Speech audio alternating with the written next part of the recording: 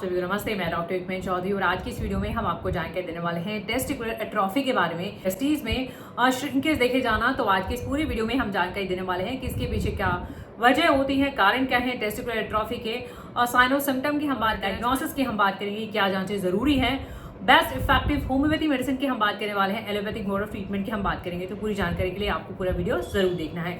तो ये स्टार्ट करते हैं। सबसे पहले हम टेस्टिस की बात करना चाहेंगे। टेस्टिस या फिर हम टेस्टिकुलर ग्लैंड की बात करें। ये जो ग्रंथियां होती हैं, इनमें सेल्स की अगर हम बात करना चाहें, इनमें जर्म सेल्स रहती हैं और साथ ही साथ में लेडिंग सेल्स रहती हैं।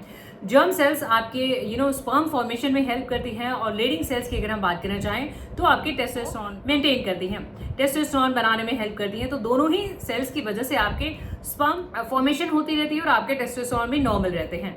बट प्रॉब्लम तब आती है जब यहाँ पे डैमेज देखा जाए, यानी ये जो टेस्टीज हैं इनमें कोई डैमेज देखा जाए, एट्रोफी देखा जाए, तो आपकी जर्म सेल्स में भी कमी आती है एज वेल एज आपकी लेडिंग सेल्स में भी कमी आती है, जिनकी वजह से आपके स्पर्म काउंट पे असर पड़ता है एज वेल एज आपका टेस्टोस्टेरोन भी लो देखा जाता है। टेस्टिकुलर एट्रोफी का मतलब यहाँ पे टेस्टिकुलर डैमेज या फिर श्रिंकेज से है और इनके साथ साथ ये सेल्स पे भी असर पड़ेगा। कि ऐसा क्यों देखा जाता है कि क्यों आपके टेस्टिस श्रिंक हो जाते हैं, उनका डैमेज देखे जाता है, क्यों उनकी एट्रोफी देखी जाती है। कई बार क्या होता है कि ठंड की वजह से भी आपके टेस्टिस श्रिंक हो जाते हैं, बट वो एक फिजियोलॉजिकल मैकेनिज्म है। आपकी टेस्टिस को वार्म रखने के लिए बॉडी जो है उसको स्क्रोटल उसको बॉडी के क्लोज कर लेता है। तो दैट्स अ नॉर्मल फिनोमेना। लेकिन ये जो है एक जो कंडीशन है, एक बीमारी है कि टेस्टिस एट्रोफी, इसकी वजह से श्रिंकेज देखे जाना एक पैथोलॉजिकल कंडीशन है। कारणों में अगर हम बात करना चाहें, एज फैक्टर, जैसे जैसे उम्र होती है आपके टेस्टोस्टेरोन लेवल पे असर पड़ता है, कम होता है और साथ साथ में आपके टेस्टिस में एट्रोफी देखी जाती है। हार्मोनल इम्बैलेंस, देखिए हार्मोन इम्बैलेंस की अगर हम बात करना चाहें, आप एनाबॉलिक स्टेरॉइड ले रहे हैं या फिर हम बात करें कोई एस्ट्रोजन आपने लिया है या कुछ दवाइयां हैं या आप टेस्टोस्टेरोन रिप्लेसमेंट थेरेपी पे हैं, यानी ऐसे कोई भी हार्मोन्स किसी भी वजह से आपके टेस्टोस्टेरोन लेवल पे असर पड़े, लो देखा जाए, आपके हार्मोन इम्बैलेंसेस देखे जाएं, तो आपको ये प्रॉब्लम हो सकती है। चाहे अल्कोहल कंजम्पशन, अगर आप बहुत ज्यादा अल्कोहल यूज करते हैं और रेगुलर बेसिस पे यूज करते हैं, तो वो भी कहीं ना कहीं आपके टेस्टिस को डैमेज करती है। डिजीज है, कुछ बीमारियां हैं, जैसे हम मम्स की बात करें, अगर बचपन में चाइल्डहुड में आपको मम्स चुके, उसकी वजह से भी आपके टेस्टिस पे असर पड़ सकता है, एट्रोफी हो सकती है। HIV की हम बात करना चाहेंगे, HIV में भी टेस्टिस में एट्रोफी देखी जाए। ऑर्काइटिस एक ऐसा कंडीशन है जिसमें आपके टेस्टिस में इन्फ्लामेशन, इन्फेक्शन की वजह से स्वेलिंग, इन्फ्लामेशन देखे जाना। तो ऐसे केस में या ये बैक्टीरियल इन्फेक्शन हो सकता है, वायरल इन्फेक्शन हो सकता है।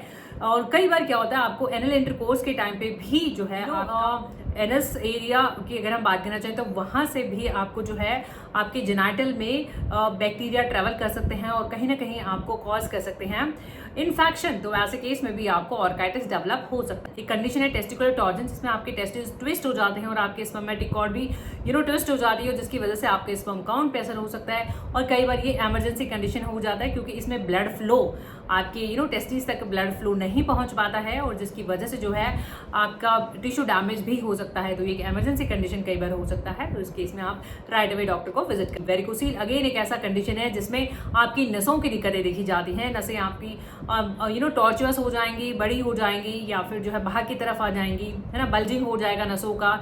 तो ऐसे केस में वेरिकोसील में भी आपके टेस्टिस में कई बार एट्रोफी देखी जा सकती है। तो कैंसर ये बहुत ही रेयर कंडीशन है, पर टेस्टिस में कई बार कैंसर होने की वजह से भी आपकी टेस्टिस में एट्रोफी हो सकती है। साइन और सिम्टम की लक्षणों की कि क्या लक्षण, क्या सिम्टम देखे जा सकते हैं।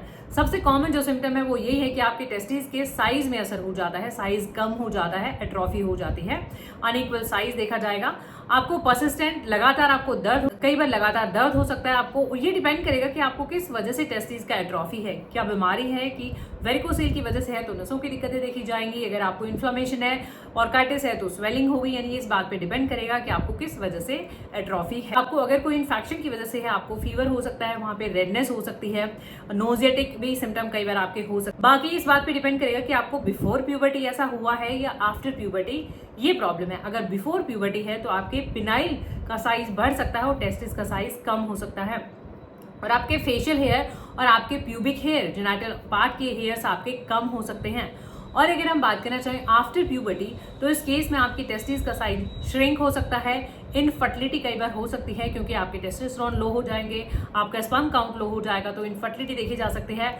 और सिमिलर आपके फेस के हेयर और आपके प्यूबिक हेयर में कमी देखी जाएगी, लॉस। डायग्नोसिस या जांच की अगर हम बात करना चाहें, तो जांच सबसे पहले आपका कंप्लीट आपका पास मेडिकल हिस्ट्री, पर्सनल हिस्ट्री और आपके डॉक्टर्स फिजिकली एग्जामिन कर सकते हैं साइज, स्ट्रक्चर, टेक्सचर, फर्मनेस देखने के लिए आपकी टेस्टिस का। और कुछ टेस्ट रिकमेंड करे जाते हैं, ब्लड टेस्ट हो सकते हैं, इन्फेक्शंस को रूल आउट करने के लिए हैं, और आपके हार्मोन लेवल के टेस्ट आपके हो सकते हैं, और आपका स्कैनिंग हो सकता है टेस्टिस का, अल्ट्रासाउंड कर सकते हैं, ब्लड फ्लो देखने के लिए, स्ट्रक्चरल चेंजेस देखने के लिए। आपकी ट्रीटमेंट इन एलोपैथी इस बात पे डिपेंड करेगा कि अगेन आपका क्या कॉज है, किस वजह से आपको ऐसा हुआ है।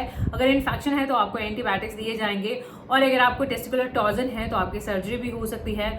और अगर हम बात करना चाहें वेरिकोसील है तो उस अकॉर्डिंग प्लान रहेगा, यानी किस वजह से आपको है, कोई बीमारी है, कोई HIV है, उसके तो उस बीमारी का इलाज करा जाएगा, उस बीमारी को ट्रीट करा जाएगा। होम्योपैथिक ट्रीटमेंट की, होम्योपैथी में बहुत सारी दवाइयां हैं जो कारणों पे भी डिपेंड करती हैं, कॉजेस पे, साथ में आपके कलेक्टिव सिम्टम, लक्षणों पे भी डिपेंड करती हैं। आप YouTube पे देख रहे हैं तो जो दवाइयां हम यहाँ पे डिस्कस करने वाले हैं, सभी दवाओं के लिंक आपको नीचे डिस्क्रिप्शन बॉक्स में मिल जाएंगे, वहां से खरीद के आप अपना ट्रीटमेंट स्टार्ट कर सकते हैं। देखिएगा, कैप्सिकम एक बहुत ही अच्छी दवा हो सकता है, दवा की फॉर्म अलग हो, कलर अलग हो, दवा की क्वांटिटी अलग हो। बात करना चाहेंगे कैप्सिकम, ये लिक्विड फॉर्म है, 30 to 100 मेडिसिन का स्ट्रेंथ है। कैप्सिकम हम यूज करते हैं जब कोल्डनेस ऑफ जेनिटेलिया देखा जाता है, यानी आपके जेनिटल ऑर्गन बिल्कुल ठंडे हो जाएंगे, लैक ऑफ वाइटल हीट रहेगा, और इम्पोर्टेंसी के केसेस में और टेस्टिस का एट्रोफी देखे जाएगा, तो ऐसे केस में आप कैप्सिकम यूज करें। ड्रॉपर की हेल्प से आप यूज कर सकते हो 1 or 2 ड्रॉप्स 2 टाइम्स रेगुलरली, और लॉस ऑफ सेंसिबिलिटी यानी सेंसेशन ही नहीं होगी पेशेंट को, तो ऐसे केस में आप कैप्सिकम।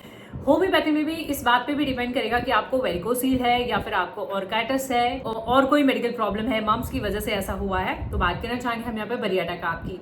बरियाटाकाप एक ऐसी दवा है जो ग्लैंडुलर डिसऑर्डर में, यानी ग्रंथियों के कोई विकार है, तो ऐसे केस में टेस्टिस क्योंकि एक ग्लैंड है, तो इसका बरियाटाकाप में पहले इन्फ्लामेशन हो सकता है, स्वेलिंग, सूजन हो सकती है, और उसके बाद एट्रोफी हो सकती है, तो ऐसे केस में आप बरियाटाकाप ले सकते हो। अगर एजड पेशेंट है, ज्यादा एज है, और उसके साथ साथ जो है उनमें देखा जा रहा है प्रोस्टेट की भी प्रॉब्लम है, तो आप बरियाटाकाप यूज कर सकते हैं। ड्रॉपर की हेल्प से यूज करें, 1-2 ड्रॉप लें दिन में 1-2 बार, खाने से रेगुलरली। कुछ मेंटल सिम्टम भी हो सकते हैं मेंटल। ऑरामैट की अगर हम बात करना चाहें, ऑरामैट होम्योपैथी में बहुत ही अच्छी रेमेडी है।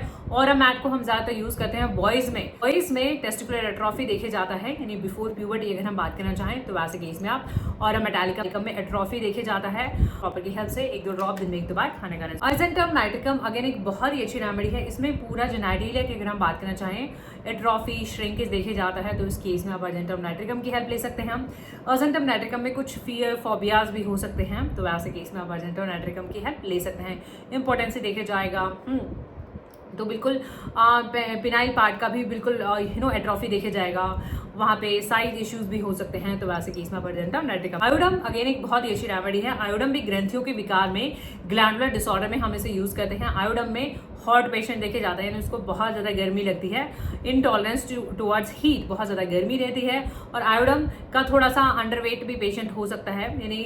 और आयोडम में भी एक सिम्टम देखा जाता है कि पहले ग्रंथियों की सूजन, स्वेलिंग देखी जाएगी, बाद में उनका श्रिंकेज, डैमेज हो जाएगा, एट्रोफी हो जाएगी, तो ऐसे केस में हम आयोडम यूज करेंगे। आयोडम का पेशेंट माल न्यूट्रिशन हो सकता है, यानी उसे खाया पिया नहीं लगता है, तो वैसे केस में आप आयोडम की हेल्प ले सकते हैं। रोडोडेंड्रोन अगेन एक बहुत ही अच्छी रेमेडी है in case of testicular atrophy. Rhododendron हम यूज करते हैं जब बहुत ज्यादा पेन देखे जाता है, और ऑर्काइटिस के केसेस में, यानी इन्फ्लामेशन है, और रोडोडेंड्रोन रूमेटिक पेन के साथ एसोसिएटेड होती है, यानी दर्द भी देखे जाएगा, ऑर्काइटिस है, पेनफुल है, इन्फ्लामेशन है। और रोडोडेंड्रोन ज्यादातर रफ वेदर में है ना, जैसे रेनी सीजन है या फिर स्टॉर्मी वेदर है, तो ऐसे केस में रोडोडेंड्रोन DPL 77 नंबर का ये भी हम यूज करते हैं टेस्टिकुलर एट्रोफी में, या फिर इन्फ्लामेशन में, स्वेलिंग के बाद अगर डैमेज देखा जाए। डायल्यूशन फॉर्म है, तो ड्रॉपर की हेल्प से आप इसे यूज करें। 5-10 बूंदे 2-3 चम्मच गुनगुने पानी में दिन में 2-3 बार, खाने से पहले आप इसे रेगुलर यूज। भी मेडिसिन हैं टेस्टिकुलर एट्रोफी के लिए, इस बात पे डिपेंड करेंगी। और अगर हम बात करना चाहें, यहाँ पे काली आयोड हम यूज करते हैं, वो एनिमालिस, कार्बो एनिमालिस है, काली आयोड हम यूज करते हैं। पाल्सटिला अगर आपको बचपन में मम्स रहा है, तो काफी सारी मेडिसिन हैं। होप ये वीडियोस आपकी हेल्प कर सकें, और इन वीडियो से आपकी हेल्प होती है तो प्लीज आप इन्हें लाइक करें, शेयर करें, और चैनल पे नए तो चैनल को सब्सक्राइब आप जरूर करें, बेल आइकन जरूर प्रेस करें नोटिफिकेशन रिसीव करने के लिए। अगर आप हमसे इंडिविजुअल कंसल्टेशन चाहते हैं तो हमारे दिए हुए व्हाट्सएप नंबर पर आप हमसे कॉन्टैक्ट कर सकते हैं। गिवन बिलो जो व्हाट्सएप नंबर है, वहाँ पे आप हमसे जुड़ सकते हैं। So thank you for your time, thank you for watching, keep watching, keep supporting, thank you so much, thank you.